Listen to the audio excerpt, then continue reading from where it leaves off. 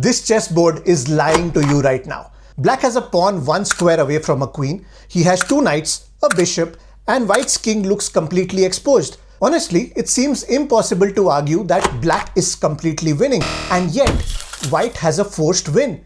But here's the problem. White cannot simply race to promotion because black already has dangerous checks, and the moment his queen appears, white's king gets buried under a storm of checks and it's just game over. So how do you stop black's attack?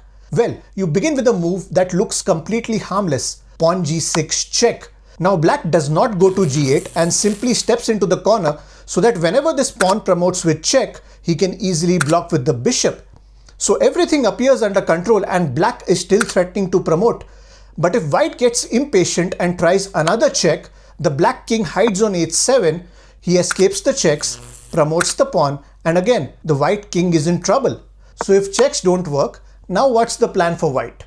This is where the puzzle starts getting ridiculous. White plays rook to d1. He just offers the rook for absolutely free. Now if you think that's a blunder, good, because that's exactly what it looks like.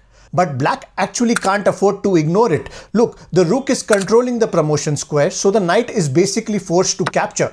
And that is the first big breakthrough. Because white wasn't sacrificing the rook, white was dragging the knight to d1.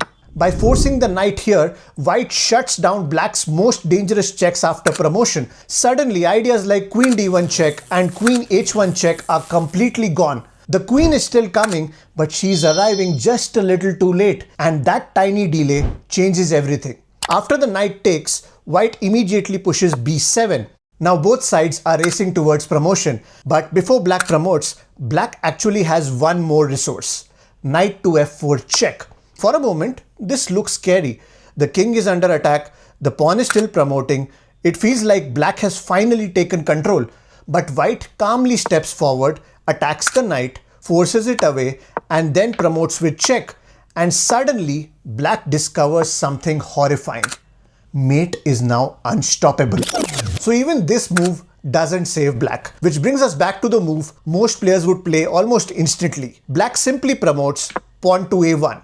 White promotes as well, queen b8 check. He blocks with the bishop, only move, and then white plays h7.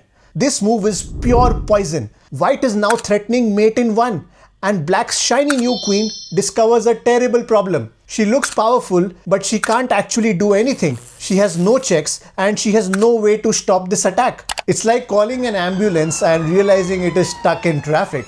The bishop is overloaded, the knight is awkwardly placed, but black finds a desperate resource, a really good one. Knight to f6 check, hitting this deadly pawn as well.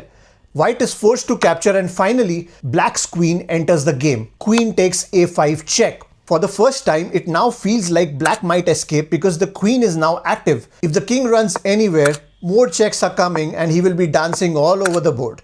So it looks like white's attack is running out of steam. But then we reach the move that made me stop the analysis, and I just stared at the board in disbelief. White plays queen to b5. If you don't understand this move immediately, you're not alone. White is literally begging black to take the queen, and that's exactly the point. White wants the queen to be captured because this isn't a sacrifice, it's a deflection. Now white simply plays king to h6, and suddenly all those scary checks from the queen vanish. After black captures, the queen lands on a light square, and that one tiny detail completely destroys black's checking network. The strongest piece on the board is alive, but it's completely useless. By the way, if this move impressed you half as much as it impressed me, you know what to do. Now just stop and look at this board. Black has a queen, a bishop, a knight, and white just has a handful of pawns. And yet, black is the side fighting for survival because white is threatening mate right now. So black tries the obvious defense, bishop takes h7. The deadly pawn is gone, so you think he survived. Not really, because white completely ignores the bishop and plays the brilliant move f7. This move is evil. Now white has two separate winning threats. If black stops this pawn, mate appears on the other side. And if black focuses on the other pawn, this pawn promotes and eventually delivers a checkmate. So in this position, there is no defense except one. Black has only one practical chance left. Give up the queen, force white's king away, and create some breathing room to survive. But even that isn't enough, because once the queen disappears, white removes the bishop, and now the puzzle reveals its final punchline. The entire army is gone, we are left with just these pawns, and if black stops one pawn, the other promotes, and if he chases the other pawn, the first one queens. And if black does nothing and simply moves the knight, white promotes anyway and wins the game.